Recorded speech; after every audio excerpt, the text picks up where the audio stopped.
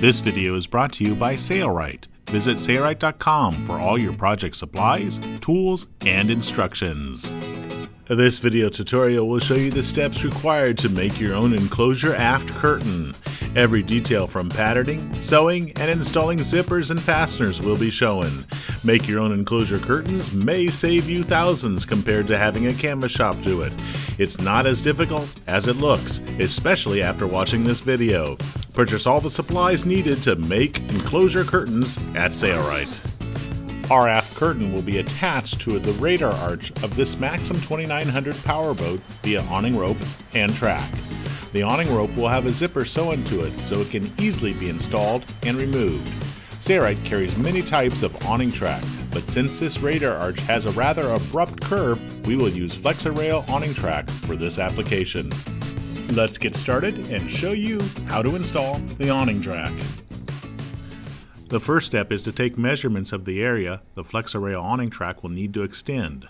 Since the FlexiRail is shipped in a few different lengths from Sailrite, we need to think about how many sticks we need and where each junction will fall. For this boat, the center of the radar arch to the coaming measures 95 inches. The awning track comes in 44 or 90-inch lengths, so we will use 2 each of the 90-inch sections and 1 each of the 44-inch section and butt them together. Brian is going to mark a conservative 21 inches from center on both the port and starboard side of the radar arch. These marks will serve as a reference for creating a pattern so we can bend the track appropriately. To mark on the fiberglass, he is using a pencil. He then measures up from the coaming to the spot where the track will begin to take a curve and places a mark.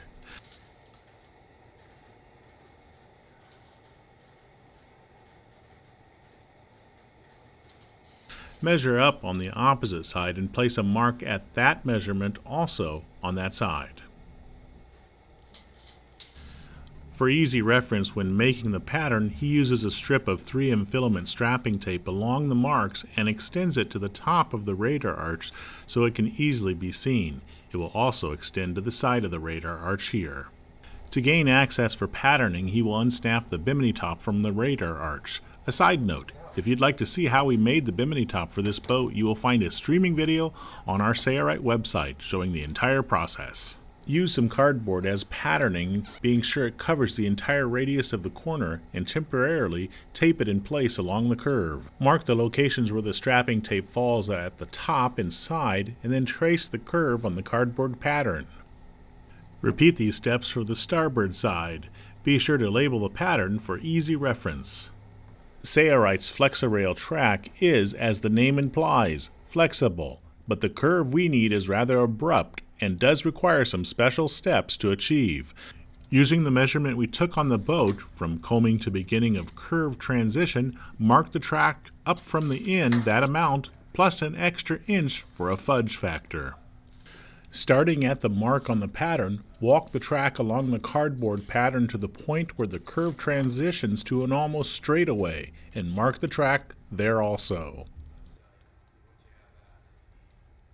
Okay, the 2 marks that I made here, I made one mark that's the beginning of my crown, and then I made a mark up here, which is essentially the end of my crown. Notice the end of my track isn't going to be till up here, but I do want to make a mark here because I only want to heat this section up. There is just a real gentle curve up here. We'll be able to do that on the boat, but we're going to heat up this section and just bend that section. Using a heat gun on high heat, Brian will focus the heat on the section he outlined, moving the heat gun over the track, rotating the track as he heats it up. The track will eventually start to take a bend. It will almost become the consistency of a spaghetti noodle that is cooked just long enough to start to take a bend. We've placed a timer on the video showing the approximate time length required before it can start to be bent. We're going to skip ahead here from about 28 seconds to 1 minute and 47 seconds. Brian feels and tries to bend the track, but it is not quite ready, so he reheats it again. After about 2 minutes and 30 seconds, it is starting to bend slightly. After about 3 minutes, he thinks it's just about ready to take the full bend. Before bending, insert the awning rope to help stabilize the opening and keep it from collapsing. Do this quickly before the track cools again and becomes rigid. Notice that he uses the cardboard pattern as a reference, so he can hand bend the track to replicate the curve on the pattern.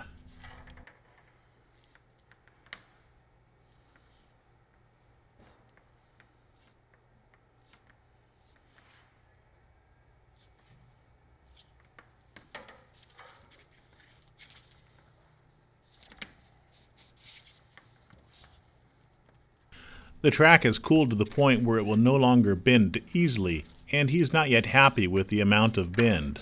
So he will remove the awning rope and reheat it once more. Only a smaller section needs bent more, so it will take less time since it is a smaller section of track that needs our attention.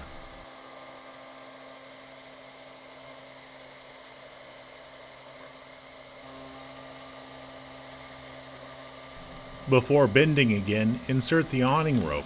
We are using Keter or Keter awning rope here.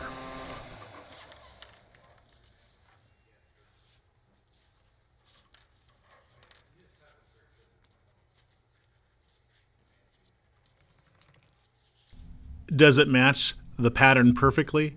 No, but it's close enough. And notice that we can make modifications by simply flexing it, so we can match it up on the curve on the radar arch when we are installing each screw.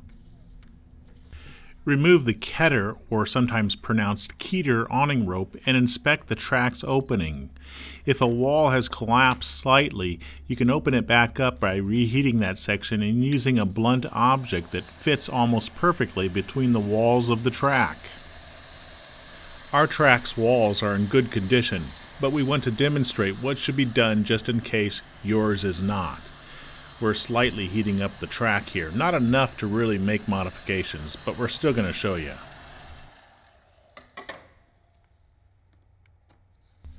So, if the track's walls were hot enough, this cut-off screwdriver would be forcing the walls apart as they cool down and become rigid again. So that's all it takes to force FlexiRail awning track to take a sharp turn. Coming up next, we'll show you how to install this track to the boat's radar arch. Since the track will extend all the way to the coaming and the ends need to be cut to match the profile angle, we need to tape it in place so we can mark it appropriately. Remember, we added an extra inch for the curve, so we will have some here we can cut off without losing too much. We can mark the cut with a pencil, trying to match it up with the coaming surface.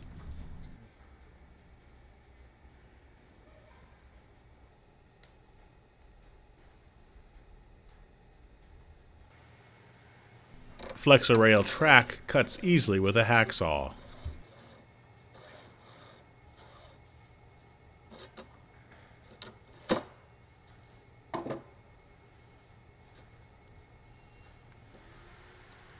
Some of you may be saying, if the track goes all the way to the coaming on both sides of the boat, how in the world is the awning rope going to be inserted in the track?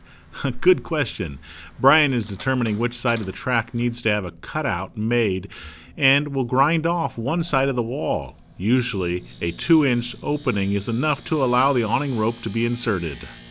Here he is using a grinder, but I prefer using a Dremel tool with a sanding drum.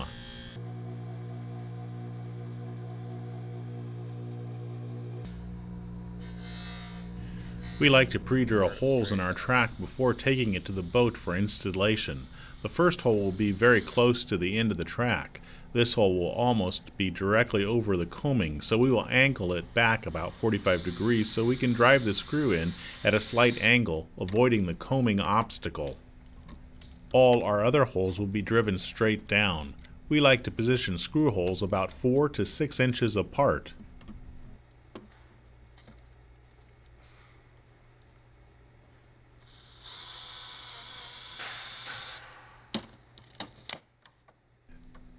When we get to the curve section or crown, we will switch our hole positions to about 4 to 5 inches apart there. Since our main goal of using the awning track is to help prevent water from leaking past the aft curtain panel, We want to also prevent water from leaking at the base of the FlexiRail awning track.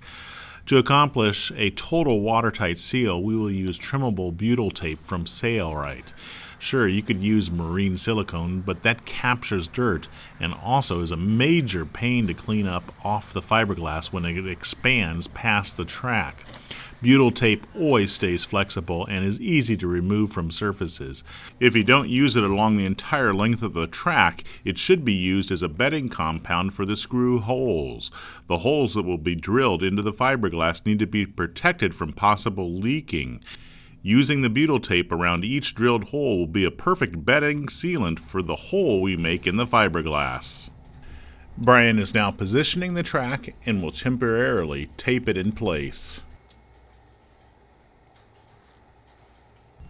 After ensuring that it is where he wants it to lay, he will drill a hole through the pre-drilled hole in the track and into the fiberglass. We are using a 1/8 inch drill bit, which is the perfect size for the special screws that the FlexiRail track uses.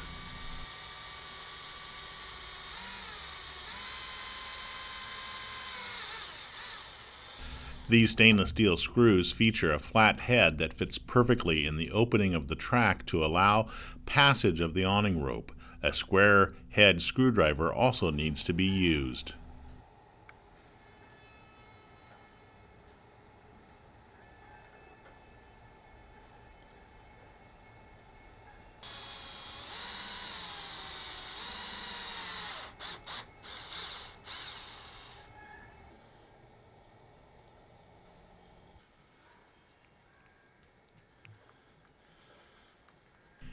As each screw is inserted and tightened down, you will notice the butyl tape expands beneath the track. We recommend drilling and screwing one screw at a time.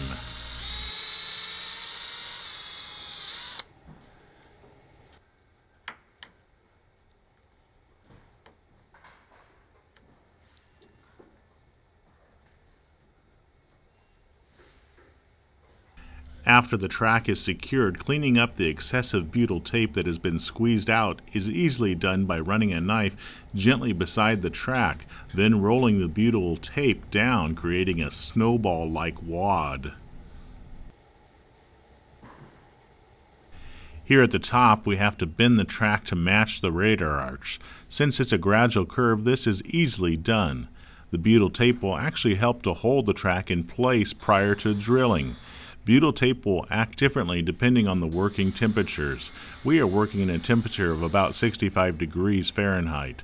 Normal room temperature or cooler is optimal for the consistency of the butyl tape when applying it to your job. After applied, it works in all temperatures. We did not show it, but we have installed the port and starboard side tracks.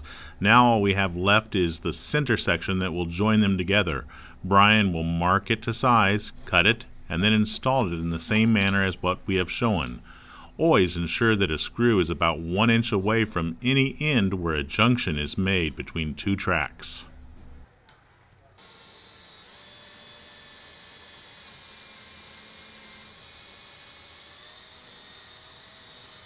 The openings at the bottom of our track are less than 2 inches. We need to open them up a little bit more to make it easier to insert the awning rope in a future step.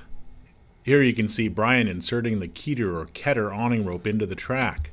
Coming up next, we'll mark where the zipper needs to be installed and also show you how to make a gorgeous zipper plaque to cover the zipper and protect it from the sun.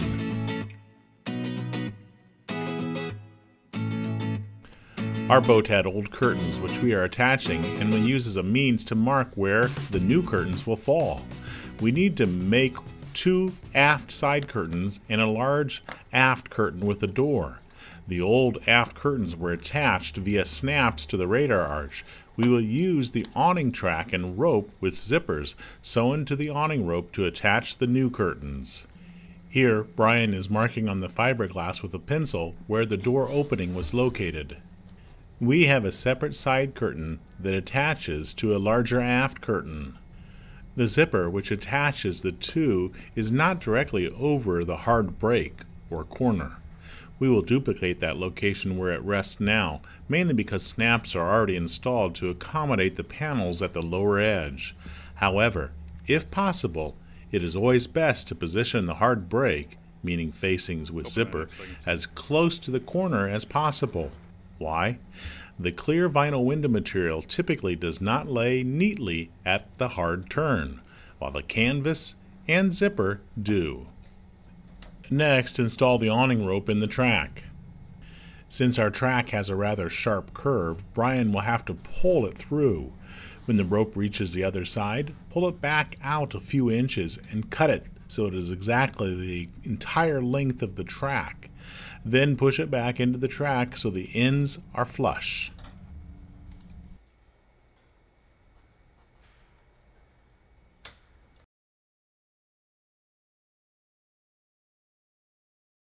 Then mark the awning rope with a pencil at each location where a zipper needs to be installed.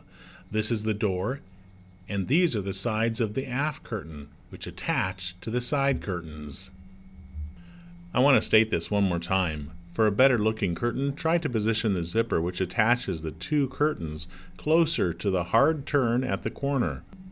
Pull the awning rope out of the track, and let's get ready to install the zipper along with an awesome looking canvas plaque. Here we are using a clear acrylic ruler to measure out some Sunbrella marine grade fabric to size for our zipper cover.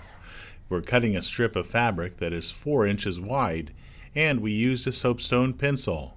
And here we're using the Sailrite Edge hot knife to cut it out and keep the edges from unraveling. To save on fabric, we cut along the width of the fabric, meaning we made a lot of 4-inch strips to cover the entire length of our awning rope. Those need to be joined together. To do this, we will sew a straight stitch along the edge about a 1/2 inch away from the raw edge. After that stitch is complete, the fabric will be turned so the right side is facing up, and a top stitch will be placed about an 1/8 inch away from the seam's fold. This is called a semi-flat filled seam. Be sure to sew through the bottom 1/2 inch fold while sewing this stitch.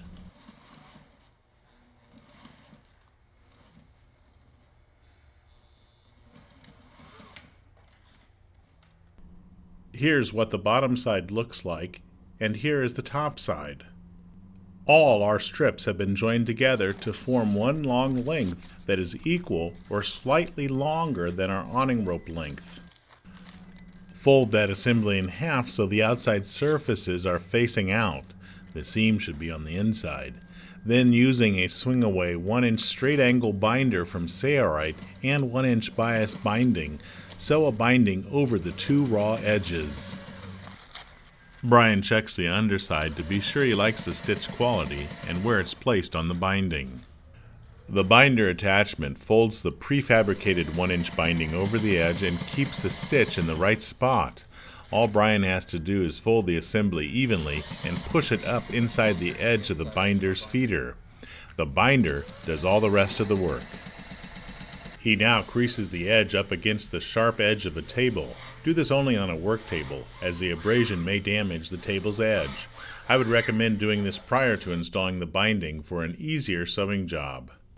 Onto the Ketter or Keeter awning rope, apply a 3/8 inch wide seam stick for canvas, double-sided tape, to the flange on the awning rope. Base the awning rope to the assembly we just made, being sure to leave at least a 1/2 inch of extra canvas at the end. Notice that the canvas is sticking out above the awning rope's top edge. This is a preference and not a rule. What Brian is trying to achieve is a slight tail that will cover the awning track's edge slightly, as seen here. Next, we will sew this awning rope to the assembly so the stitch is right up against the rope's edge. To accomplish this, we are using a roping zipper foot left on this Ultrafeed LS1 sewing machine. If you do not have this foot, just sew as close as possible to the rope. As with any and most sewing applications, do some reversing at the beginning and end of your sewing.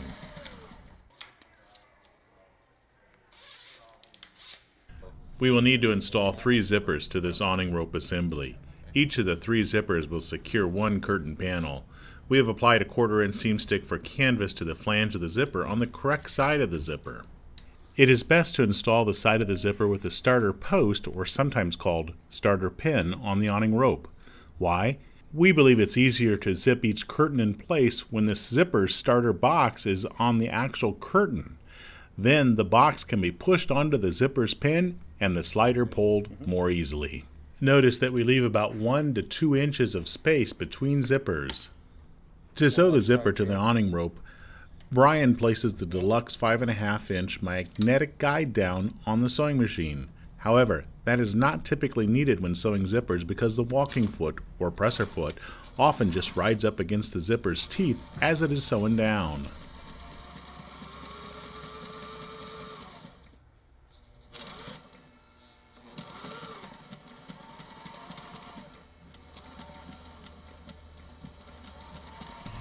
At the very end of this awning rope, the last of our 3 zippers is a little too long, so the end will need to be cut off. This is the end with the factory stop, and a new stop will need to be made. We will use a cut section of 1-inch binding to accomplish that. It will be folded over the teeth and then sewn down.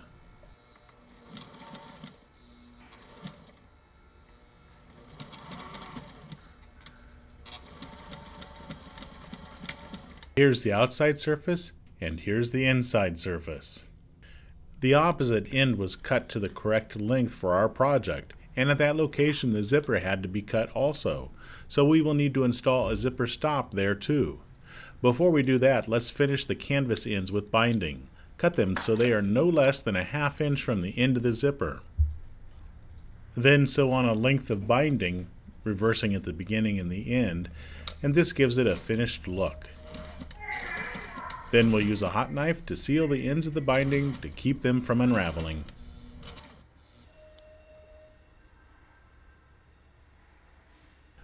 The awning rope now has zippers installed to the flange, and it has a protective fabric cover that adds a touch of class.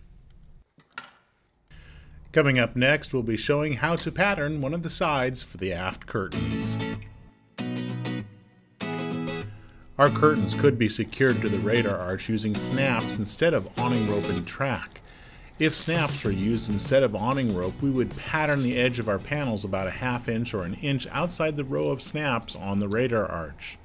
However, we are using awning rope and zippers, so it must be fabricated before patterning can be done. Here at the bottom edge, we are securing 3M filament strapping tape about a 1/2 inch, not more than 1 inch, away from the row of snap studs on the boat. Along the radar arch, we are securing the strapping tape along the closest solid surface next to the awning rope/track. Why? Because it's much easier to pattern on a solid surface than one that is on a zipper and hidden by a canvas edge. Once we are happy with the pattern, we will transfer the pattern to the zipper's flange. That will be coming up after we show how to set up the pattern. Here, a 3/8 inch seam stick for canvas is being applied over the strapping tape. This provides a double-sided tape to stick the pattern to for proper patterning. The strapping tape base gives us the ability to easily remove the double-sided tape after we are done. We are using Durascrim pattern material, and we want it to be extra large when we initially pattern, but as we baste it in place, we want to trim it to size for easier tensioning and fitting. Always try to leave enough along each edge so it can be grabbed and fine-tuned easily.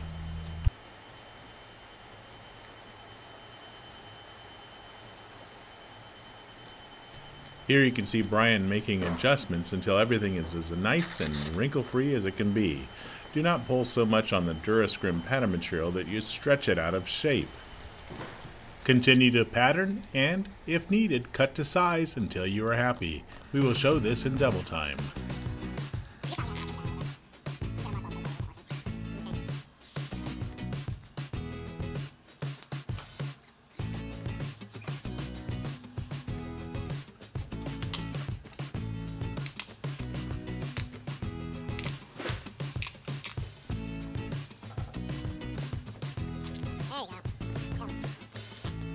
Next, we will transfer the pattern's top edge, along the awning rope edge, to the zipper's flange on the awning rope.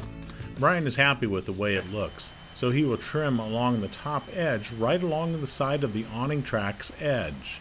We could try to mark where the zipper falls on the pattern material as it is up now, but we always have better success basting the pattern to the zipper directly. Only cut where the curtain will attach to the awning rope. Leave the bottom intact.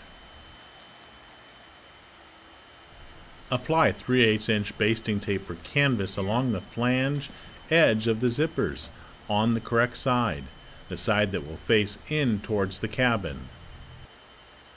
The zipper now needs to be zipped onto the side that is sewn onto the awning rope. The pattern is still attached along the bottom edge and may not need to be adjusted along those edges.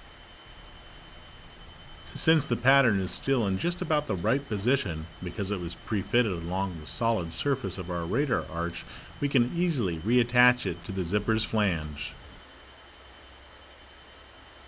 Well, I didn't mind the outcome of that, but given the possible outcome, I may have preferred you falling.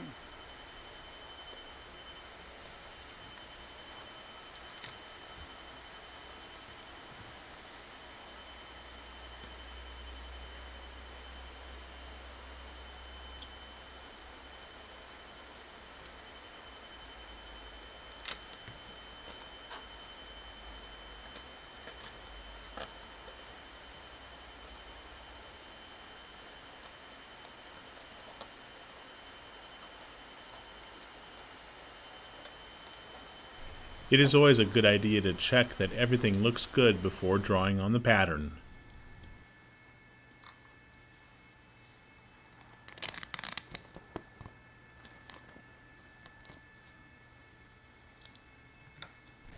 Brian's going to start by marking where the edge or corner of the curtain falls on the pattern material.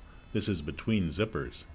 Then he draws a line about 3 inches down, indicating where the middle of the zipper's teeth are located.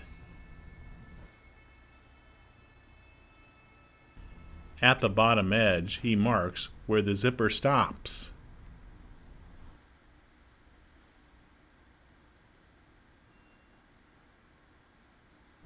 Moving to the outside, he marks around the outer edge about 3/4 of an inch away from the snap studs on the boat.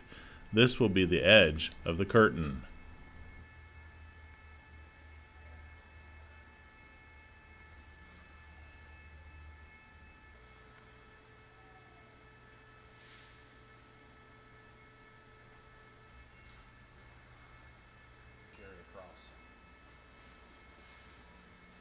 Be sure to label the pattern for easy identification so you don't get confused later on. Instead of pulling the pattern material off the double-sided tape along the zipper's edge, instead unzip the zipper, leaving it attached to the pattern material. We can then take it to our table or floor and trace over the zipper more accurately. Simply remove the pattern from the double-sided tape everywhere else. At the work table, strike a line along the inside edge where the larger aft curtain will be zipped together with the side curtain. Since the zipper was left basted to the pattern material, we can trace up against the zipper's teeth, ensuring a perfect line following the shape of the zipper on the pattern. The zipper can now be removed and the basting tape on the zipper removed. The line we struck down against the zipper should be moved back a 1/2 inch. Why? The zipper's teeth will extend past this edge slightly because they would be protected from the canvas strip we sewed to the awning rope in an earlier step. Brian is not going to cut out the pattern. He instead likes to place the pattern under the clear vinyl window material and trace on top of the lines. I think this is a good idea for the most part because the pattern material will not move around as it is being traced, and all markings on the pattern material, whether inside or outside the pattern, will not accidentally be removed if it were cut out. Here you can see this line being struck down a 1/2 inch away from the first line, as we discussed earlier. All other lines will be traced directly on top of them. We like to mark the clear vinyl window material with a yellow grease pencil, as we're doing here, or a Sharpie marker. Clear vinyl window material should be cut with scissors.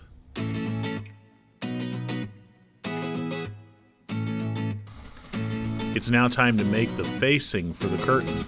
For the underside facing, we will use a vinyl fabric called Shelterite. You could just use a Sunbrella or whatever fabric you've used for the outside surface as a facing for the underside as well. To install the facings to the edge, we could just make it for the outside surface only, but that would make the inside look kind of ugly, as you would see hems and double-sided tape through the clear vinyl. In general, these are the common finished width sizes of the facing strips along each edge. Feel free to modify the finished widths as desired for your project.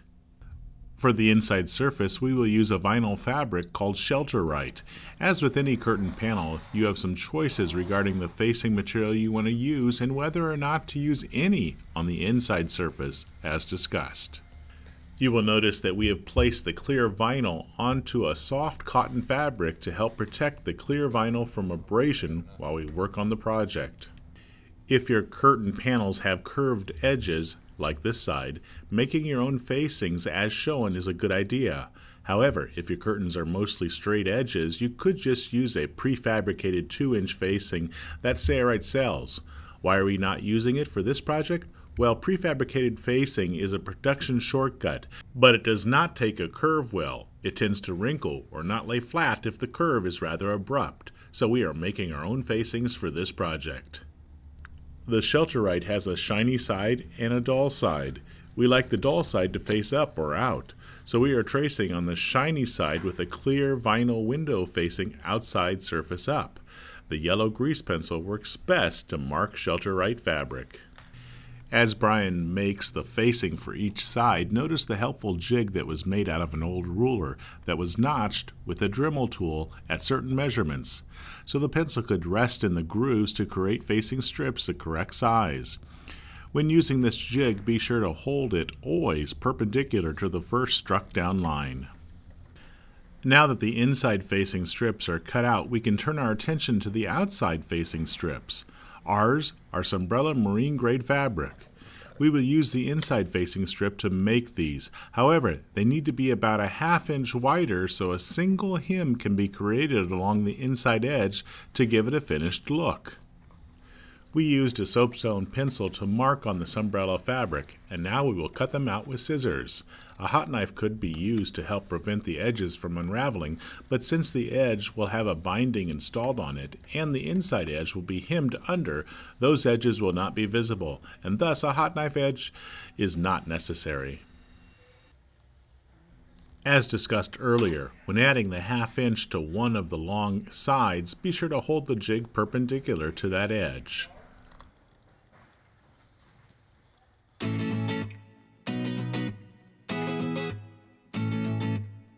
After the facing strips are cut to the correct shape and size, it's time to sew them onto the curtain. We need to be sure to install them on the correct inside or outside surface of the clear vinyl window material. Always start with the inside facing strips, if you have them, and base them in place using seam stick for canvas 3/8 inch on both long sides. Because the facing strips were patterned right off the edge of the clear vinyl, they should fit almost perfectly. By placing the clear vinyl on top of a soft cotton fabric, we can rotate and move the clear vinyl around without possibly causing scratches in our window material. Trim away any edge or end that may hang off. Next up, we'll work on installing the Sunbrella facing, which will go on the outside surface of the curtain. This time, apply the double-sided seam stick for canvas 3/8 inch to the outer and inner edge of the curtain, as shown in the video.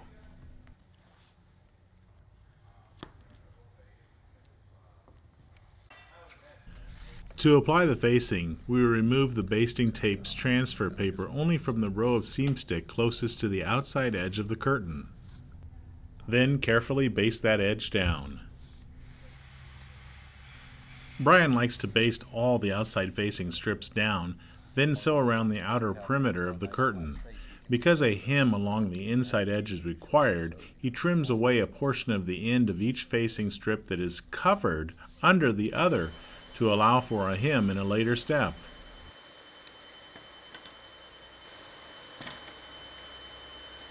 In our previous enclosure curtain videos, Angela would baste, sew, and create a hem on one side at a time before proceeding to the next side's facing strip. As with any canvas project, each creator has his or her preferences, and you should do it the way you like. I prefer Angela's method better than Brian's.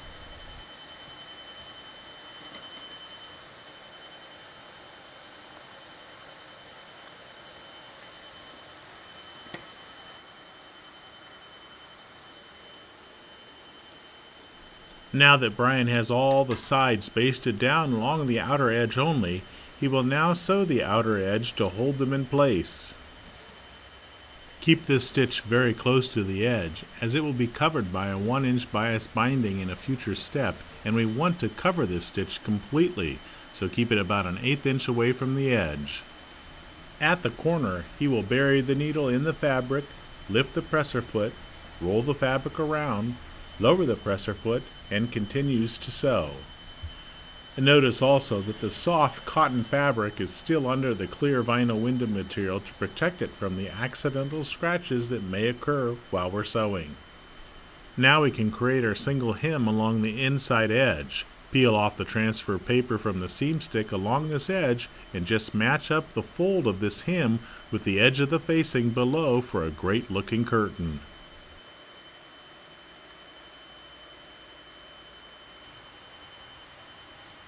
Because Brian sewed all the outer edges of the facing all at once, he will have to rip up a few stitches at each corner in order to create the hem on this facing strip.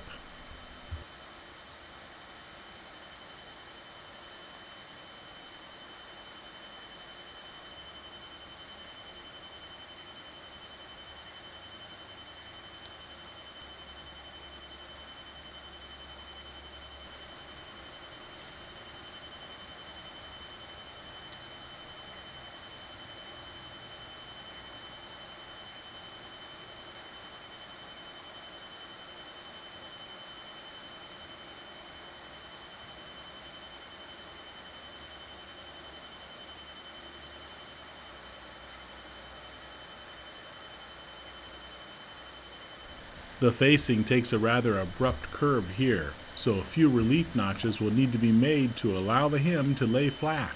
Do not cut deeper than the hem allowance, which is a 1/2 inch here.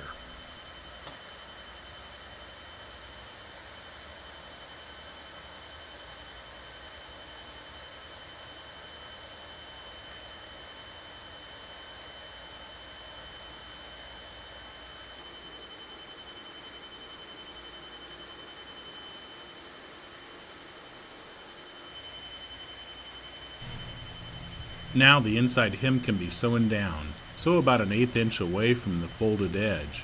Reversing to lock the stitch in place is really not needed because the binding will cover the ends, but Brian does it anyway because it's a good habit. Please excuse the noise in the background.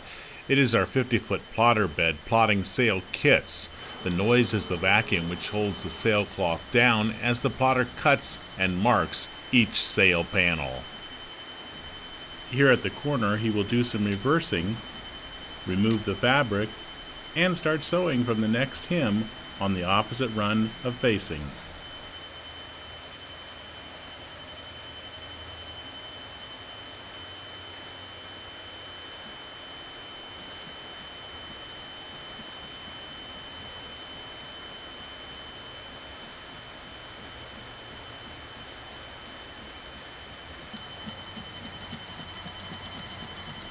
Continue doing this until all sides are sewn securely.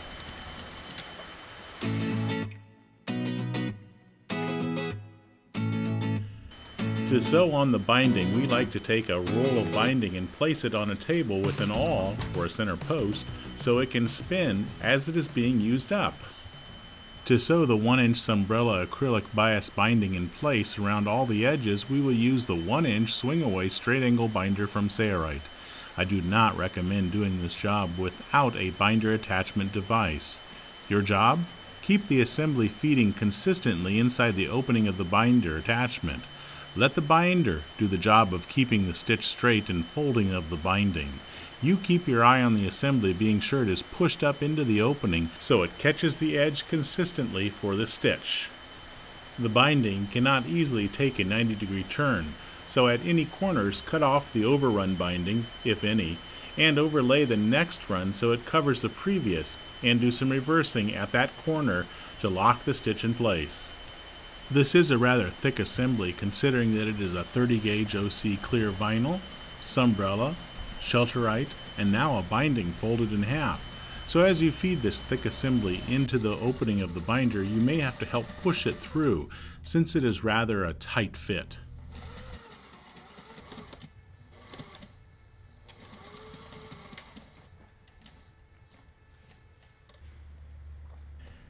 After we are done, using a hot knife to seal the ends of the binding is a good idea.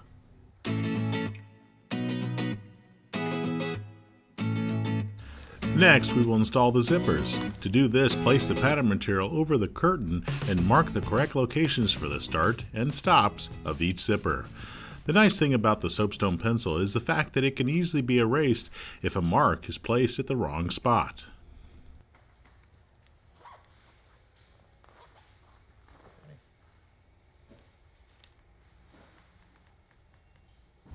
Brian is first installing the zipper, which will zip to the awning rope. He will cut off the factory stop and remove the plastic slider. Why? The boat owner wants to use metal sliders instead. Apply to the flange of the zipper a 1/4-inch seam stick for canvas. Then we will base the zipper to the curtain, being sure the starter box is beginning at the correct position we just marked on the curtain. The zipper is attached to the inside surface of the curtain. Since the zipper is used along the radar arch and the awning rope it will be zipped to has a protective cover, we can leave the zipper's teeth slightly exposed, making pulling the slider much easier.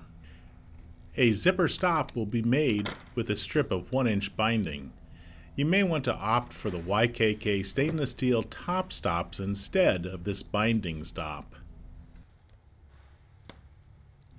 The zipper is too long, so it will be cut so the binding stop will start at the mark on the curtain indicating where the zipper should stop.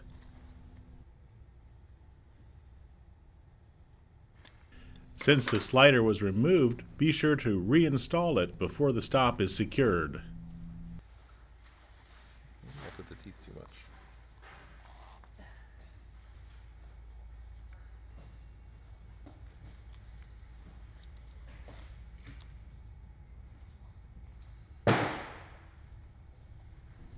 To sew on the zipper, do some reversing to lock the stitch in place at the beginning, and then sew over the stitch that secured the binding in place.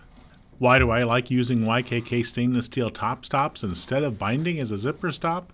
Well, I can cut my zipper to size, then remove the slider, sew on my zipper without having to worry about running into the slider while sewing.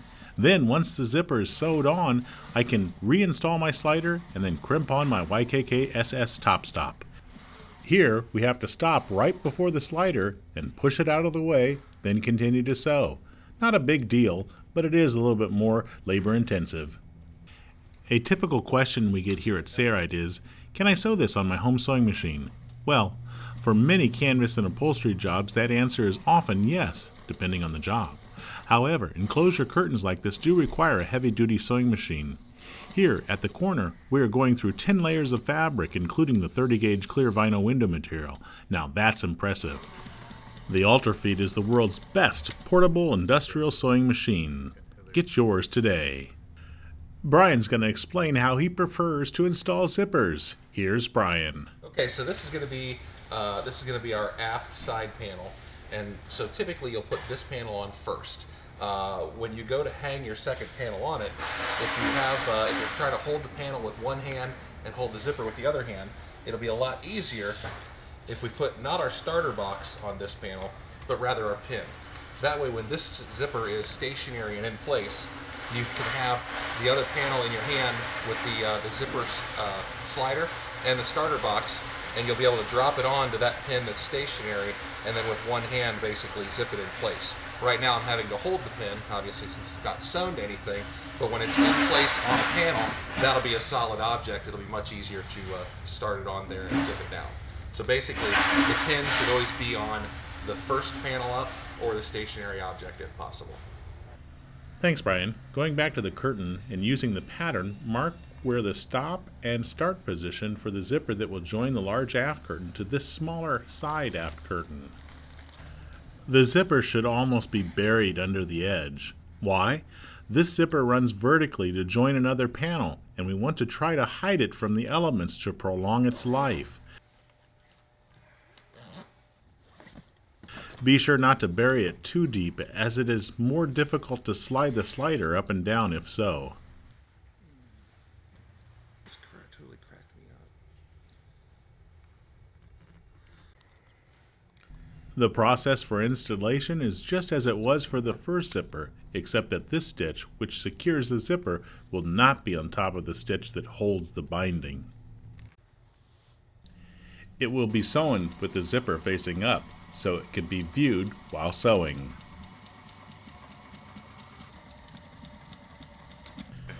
Zip the curtain onto the awning rope, then get ready to install the fasteners along the bottom edge. That's coming up next.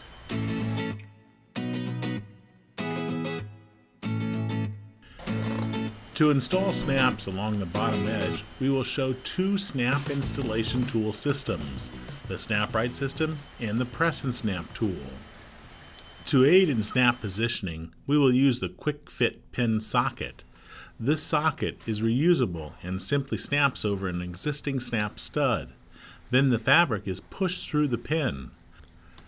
I like to use about 5 quick fit pin sockets at a time. Then if my project requires more, install the snaps, then reuse the QFPS again for the next set of 5 snaps. Do you like the position of everything? Nice thing about the QFPS system is that you can reposition a snap just by removing the pin and repositioning it in another location without having to put a large hole in the project.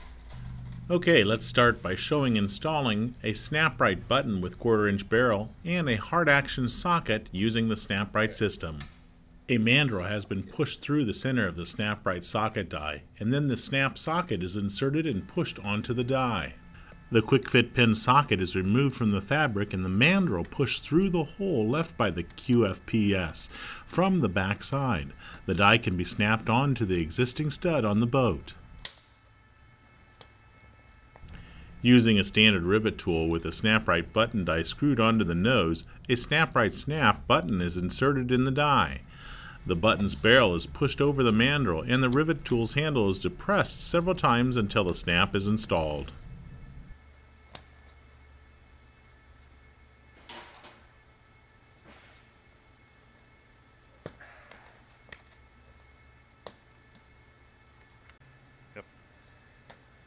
Next up, we'll show using the Press and Snap installation tool to install a snap. Onto the socket die, a snap socket is pushed, and a button onto the button die. Now simply position the snap's barrel over the hole left by the QFPS pin and depress the lever of the tool once. The Press and Snap creates a hole and sets the snap in one squeeze of the lever. Both the SnapRite system or the Press and Snap tool are available from Sailrite. Before patterning the large aft curtain, the starboard side aft curtain must be completed in the same manner as this one.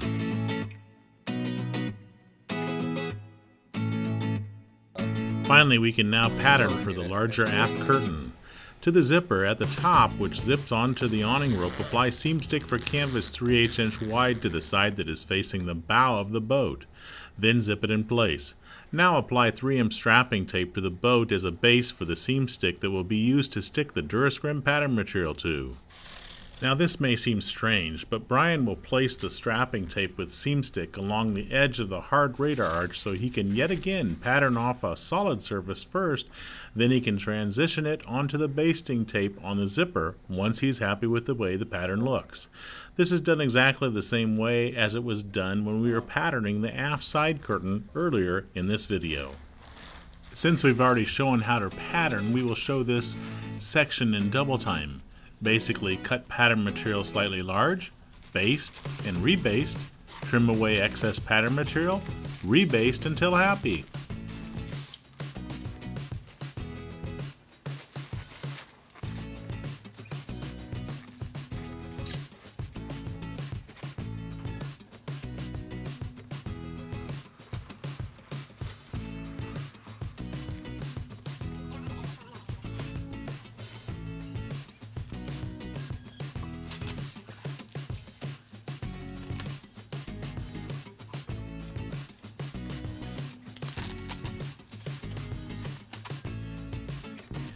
How's it look? Well, awesome. Okay. Trim away any extra, then get ready to trim along the top edge, just as what was done earlier for the aft side curtain, so you can join it up with the seam stick on the zipper's flange.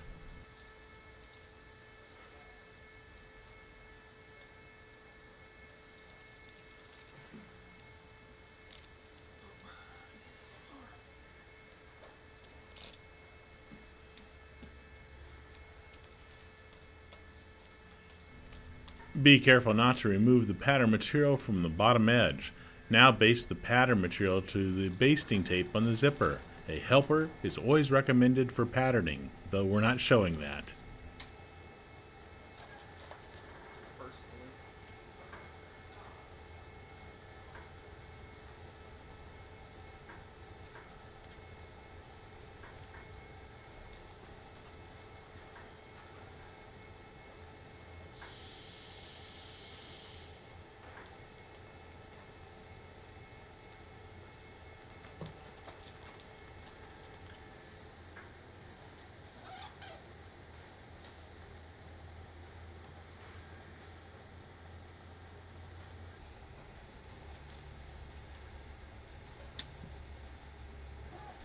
To keep this corner from coming loose, he will apply a run of strapping tape here, just because it's rather small.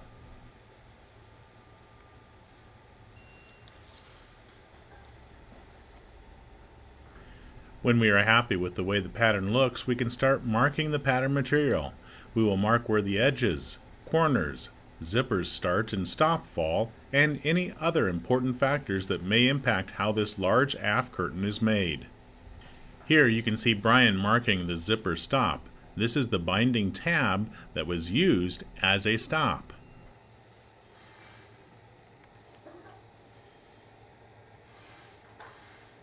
At the top, he marks where the edge of the side curtain falls and where the zipper pin or post is located for the zipper starter.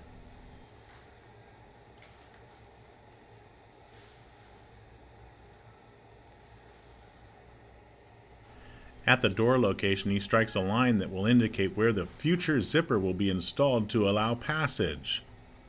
He does this also at the top for the door. A straight line will be struck down on the table or floor later on. Along the bottom edge, we will use the Stay Put shock cord cover clips to secure the panel. So our bottom edge will be rather high at the stern here.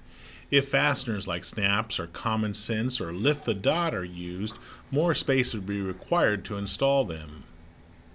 Here we are marking the panel for easy identification. As done earlier, try to remove the panel with the zipper still stuck to the pattern material.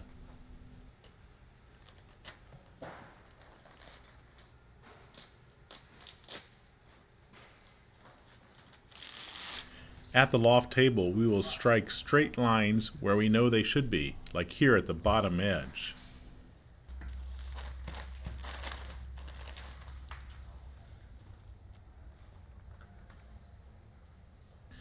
Then along the sides where this curtain joins up with the side aft curtain, and at the door.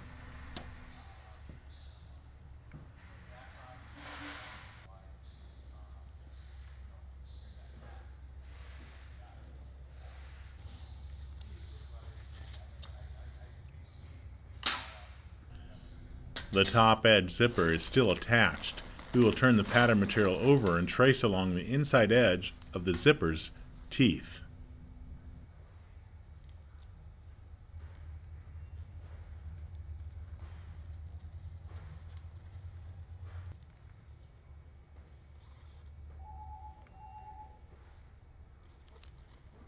Then at the top edge, since we did not yet mark the zipper start and stop position, we will do that now before removing the zipper.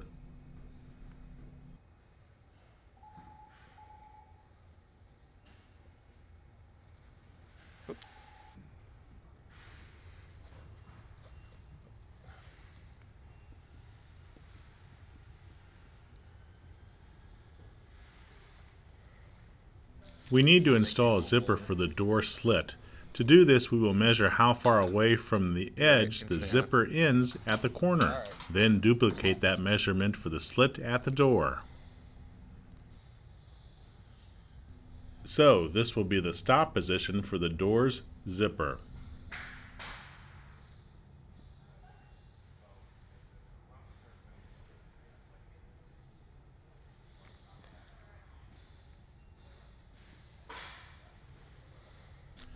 Now the zipper can be removed from the pattern material.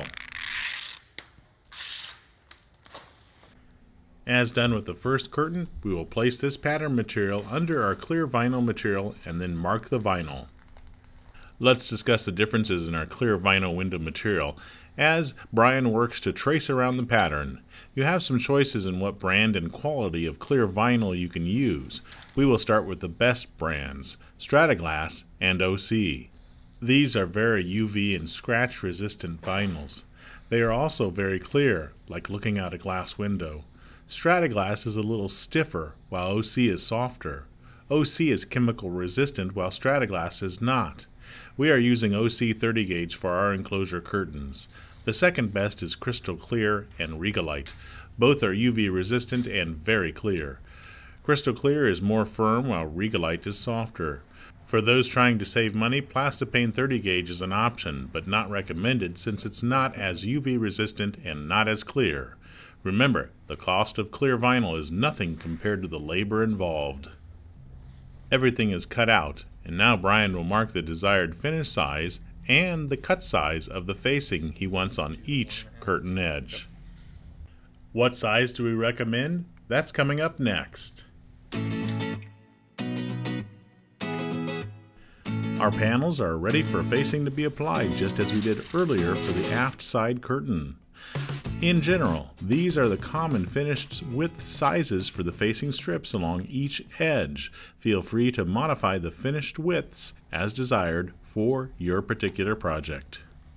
We will make the inside facing from our Shelterite vinyl fabric in the same manner by tracing around the edge of our clear vinyl window material, matching the shape.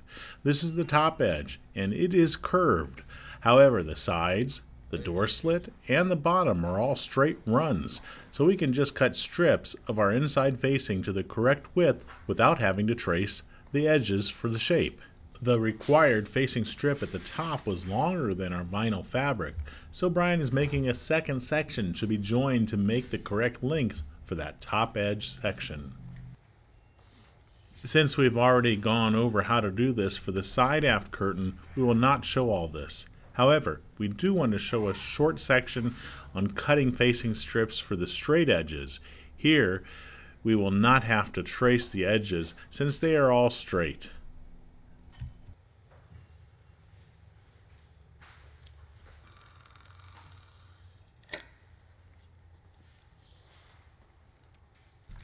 Cutting our Sunbrella outer facing strips is done the same way, except remember to add a 1/2 inch to the width for a single hem along the inside edge. Here we are using a soapstone pencil to mark this umbrella because it comes off easily. In an effort to save fabric, we have joined two sections of Sunbrella fabric together to accommodate the required length needed at the top and bottom edge.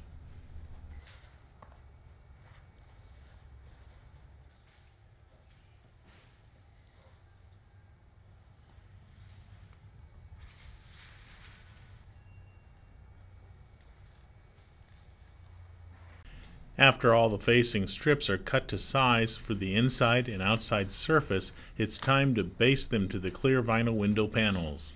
Since our curtains have an inside facing strip that is different from the outside facing strip, be sure to apply them to the correct side of the clear vinyl.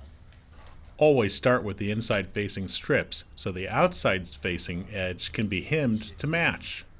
The aft curtain includes two sections. The smaller curtain is the door panel. We will face each of them separately as independent curtains. Then later, when the top facing strip is applied, they will be joined together permanently via a zipper and the top facing strips. Notice that the clear vinyl window material is being worked on while still laying on top of the white paper backing that it was shipped in. This is to avoid accidentally scratching the material while we work on it. Brian will attach the facing strips to the bottom edge and also at the door slit. Right now we are viewing the curtain with the inside surface facing up.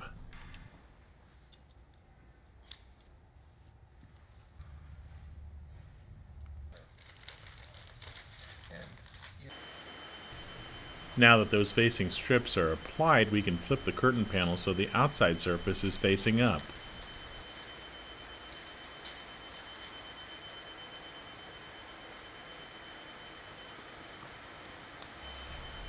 Then we can apply the sunbrella facing over top of those facing strips, just as we did earlier with the aft side curtain.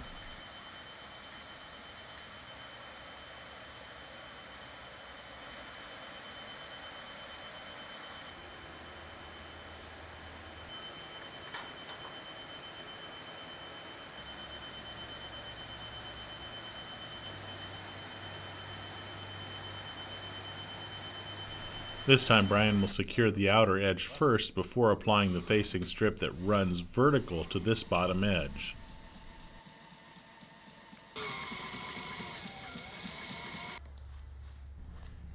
He will do that to this larger aft curtain also.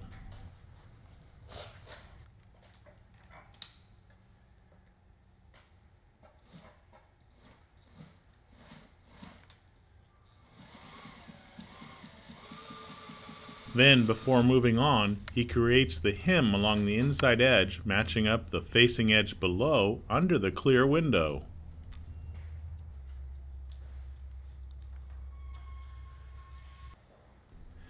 Then sew that hem in place. Do this also for the door panel. We will not be showing that.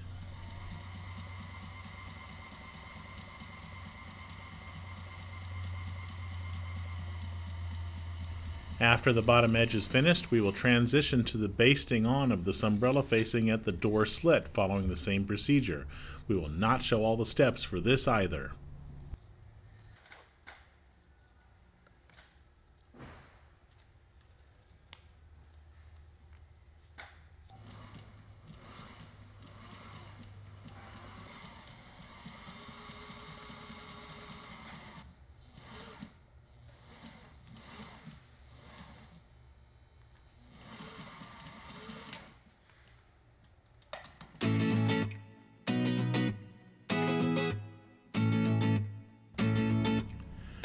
We will sew the binding on at the bottom edge and the door slit on both our curtain panels.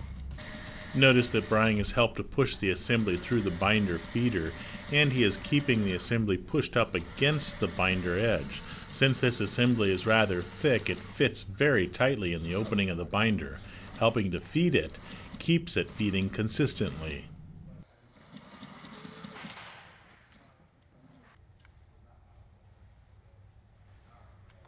Like when her husband's sick.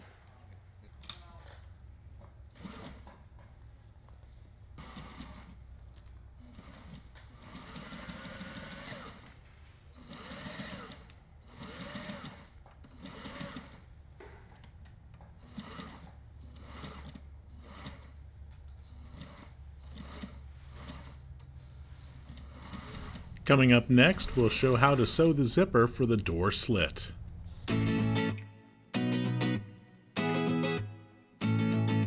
The panels have been placed over the pattern material so the zipper stop position can be marked accurately on the curtains.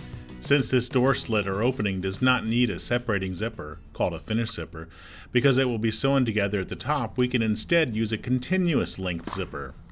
The panels will be flipped inside up, and a length of continuous YKK zipper will be cut to size, slightly longer than the curtain's height.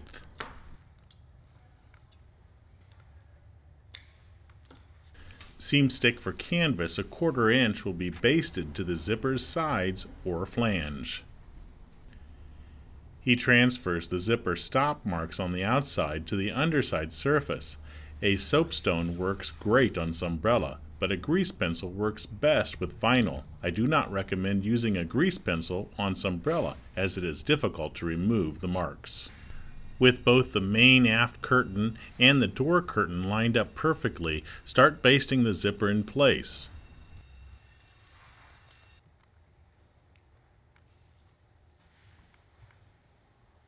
Just in case the zipper moves, Brian places cross marks along the length of the zipper on both sides.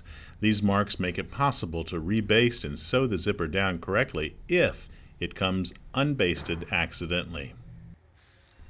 To separate the zipper, just pull the ends apart and run a finger down the middle of the teeth. We must be careful to keep the zipper basted in place while this is being done. We are using binding to create zipper stops for the zipper ends. This will be at the bottom edge. Stops are not needed along the top edge, as a facing strip will cover the zipper along the top edge.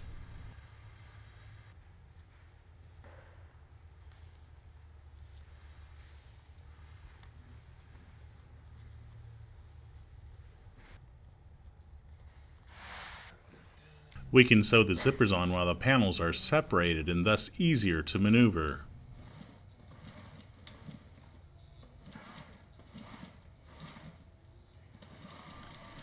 Before reaching the top edge, stop sewing an inch away from the edge of the clear vinyl window material and do some reversing at this point. Keeping the zipper away from the top edge by about an inch or more will make it much easier to sew the top facing in place later on, as we can cut away some of the zipper here. Here we are sewing the second panel, and notice that the top edge is where we are starting, and we are again about an inch away from the edge.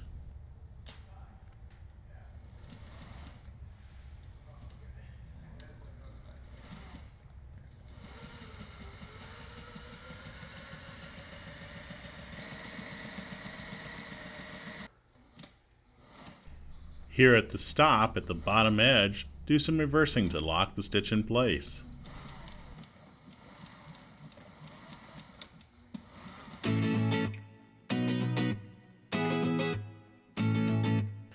Now we will finish applying the facing to the sides of our curtains.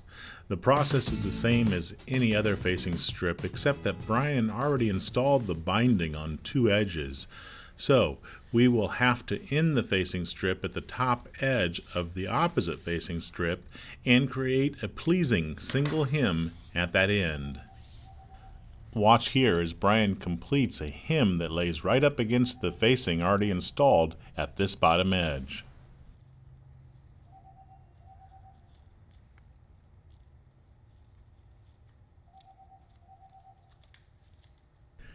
Then, before creating the inner edge hem, sew the outer edge to keep it in place.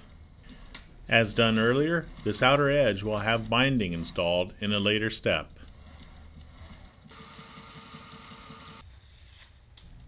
Then, work on the inner hem of the facing, matching it up with the facing on the inside surface underneath.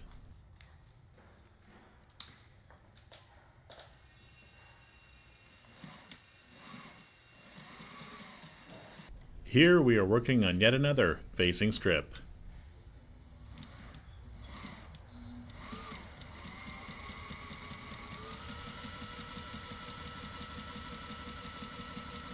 Once the facing is applied to the sides, we can finish off the top edge. To do this, we must zip the door curtain to the main aft curtain. With both panels side by side, lined up perfectly, slide the zipper slider onto the zipper's teeth. We are using a double pull slider so it can be opened from the inside and the outside of the enclosure curtains. Now the inside facing strip can be positioned along the top edge, but first we must cut off the extra zipper hanging off the edge. We will cut it off as close to our stitch that stopped about an inch inside the edge. This will make it easier to sew the top outer edge, which will have binding installed later, since the zipper is removed in that area.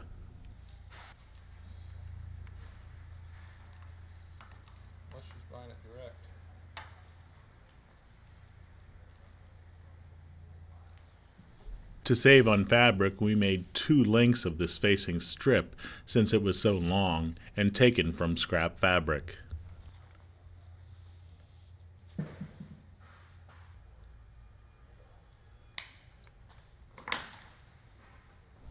Flip the panel and complete the outside surface facing strip made from Sunbrella fabric here. We will show this rather quickly since the process is the same.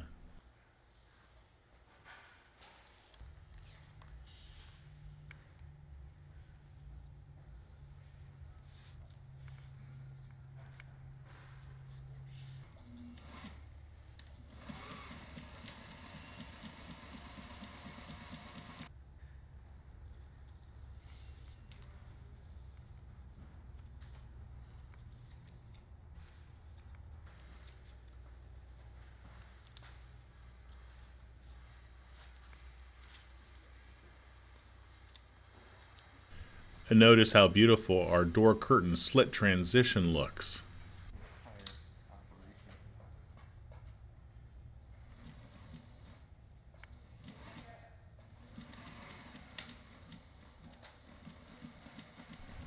When sewing, and upon reaching the zipper in the door, it is best to walk the sewing machine by hand over this area since it is rather thick and we are sewing through the zipper's teeth. After the facing is installed, simply install the binding along the top edge, then the sides.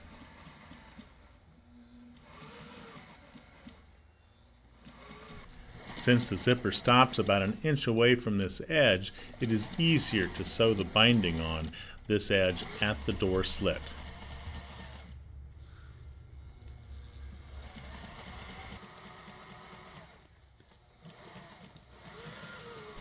We will use the Sailrite Edge hot knife to cut any trailing binding off and to keep the ends from unraveling.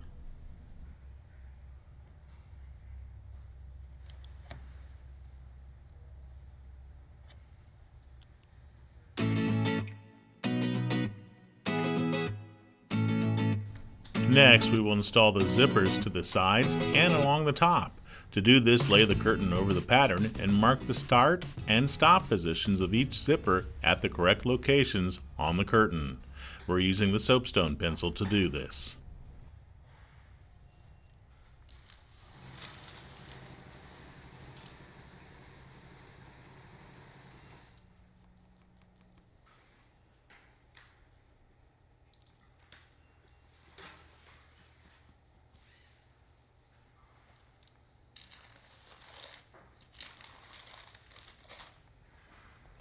After that's done, we will flip the curtain and work on it with the inside surface facing up. We will apply seam stick for canvas 1/4 inch to the flange of the zippers and then baste them in place. Along the top edge, we will allow the zipper to hang over the edge of the binding so the teeth are almost exposed completely, as seen here.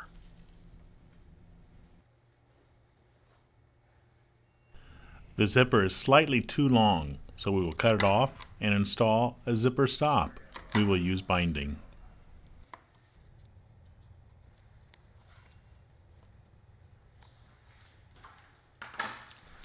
Along the sides, we want the zipper to be mostly buried inside the edge of the binding to protect it from the weather.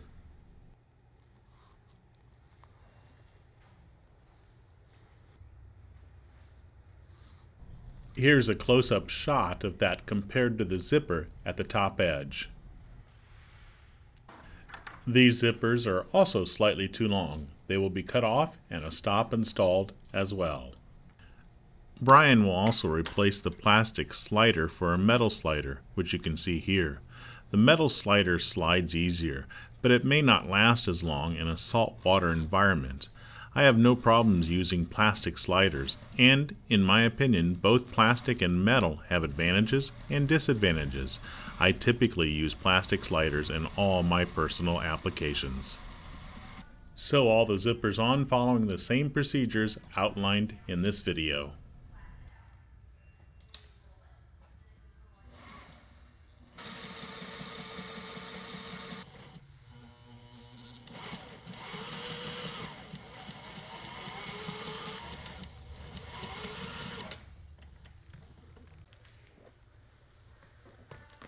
Coming up next, we'll install the curtain and mark the position for fasteners along the bottom edge.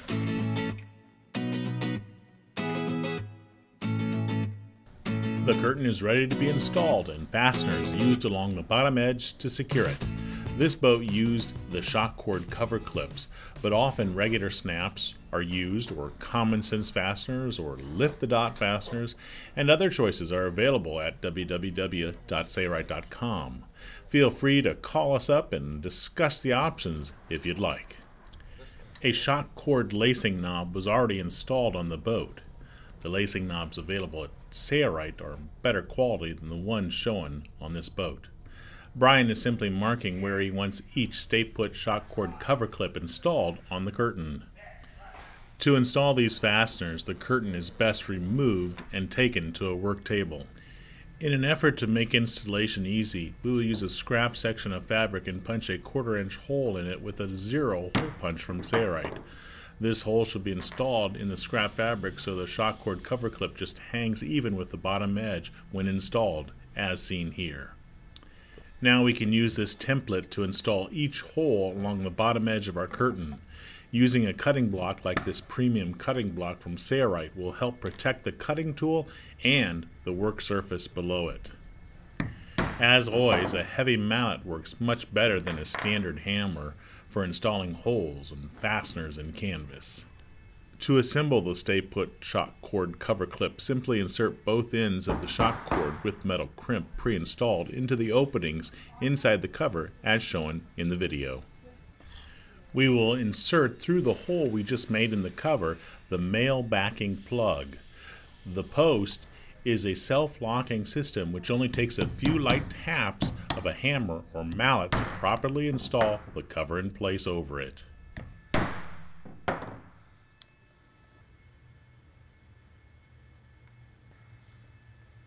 Let's move on. Only one more task to accomplish. The roll-up strap for the door.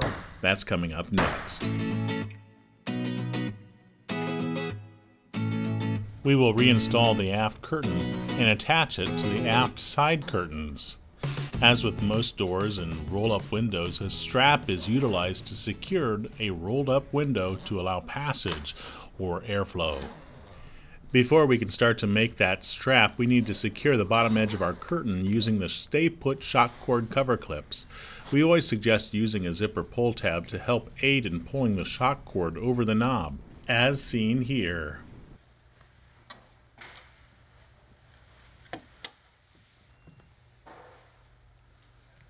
Those zipper pull tabs are also great for zipper sliders, as that is what they were really made for.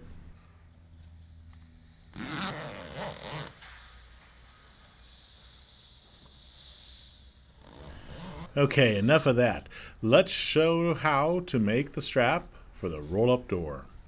Here we are cutting a 1-inch nylon black webbing and using the Sailrite Edge hot knife to seal the end and keep it from unraveling. We will install a snap with the SnapRite system. The webbing has been folded back upon itself about 2 inches. Push the webbing assembly through the mandrel that is inserted in the SnapRite eyelet die with the eyelet snap in position. Let's rewind and show that one more time with a few more pointers.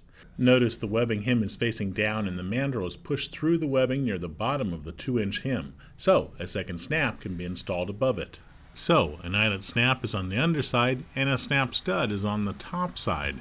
Using the SnapRite stud die installed in a standard riveting tool, we will insert the mandrel into the die and depress the lever of the rivet tool several times until the snap is set firmly in the webbing. Above the snap, we will install another snap stud with eyelet. It will be used to secure the webbing when the window is rolled up to the aft curtain.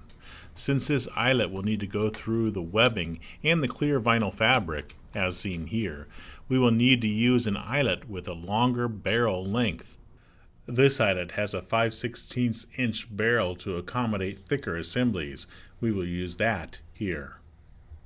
This time we will push the mandrel through the side of the webbing without the 2-inch hem. This is opposite of how we installed the first snap. Then we will take this to the curtain and position it over the door's center position. We only need one strap for this small door. You may need more for your application if your door or window is larger. Insert a snap stud into the SnapRite stud die and install the snap as done earlier.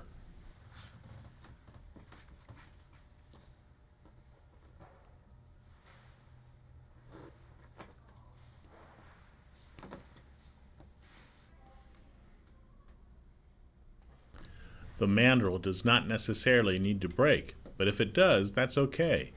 They are expendable and should not be used more than 3 times over. When installing this snap, the mandrel broke.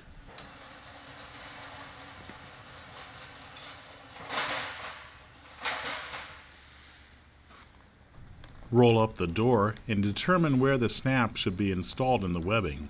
The webbing should be cut again with a hot knife to the correct size, and it should include enough extra for a 1-inch hem at the end.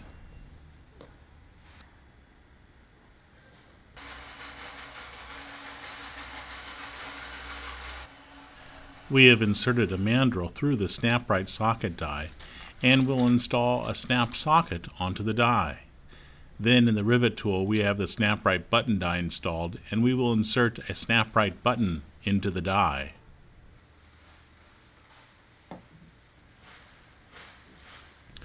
Onto the 1-inch hem near the center location of the webbing, this snap should be installed so it will snap onto the stud that is already installed on the curtain. The process is the same as what we showed earlier for the eyelet and stud, except this is the button and socket snap components.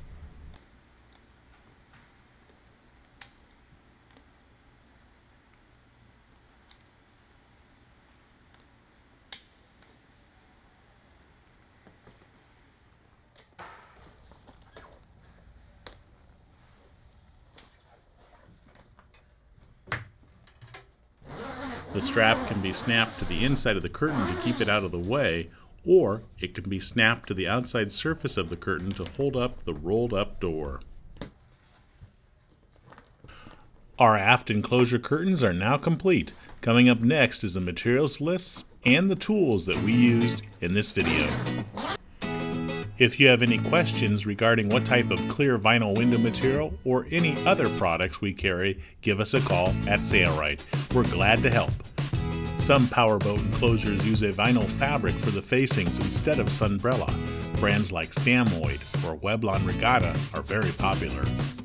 If using those vinyl type fabrics, the construction process is still the same as outlined in this video. Videos covering how to make a bimini and the side and front curtains are already posted. Check them out at www.sailrite.com or the Sailrite YouTube channel. For more free videos like this, be sure to check out the Sailrite website or subscribe to the Sailrite YouTube channel. It's your loyal patronage to Sailrite that makes these free videos available. Thanks for your loyal support.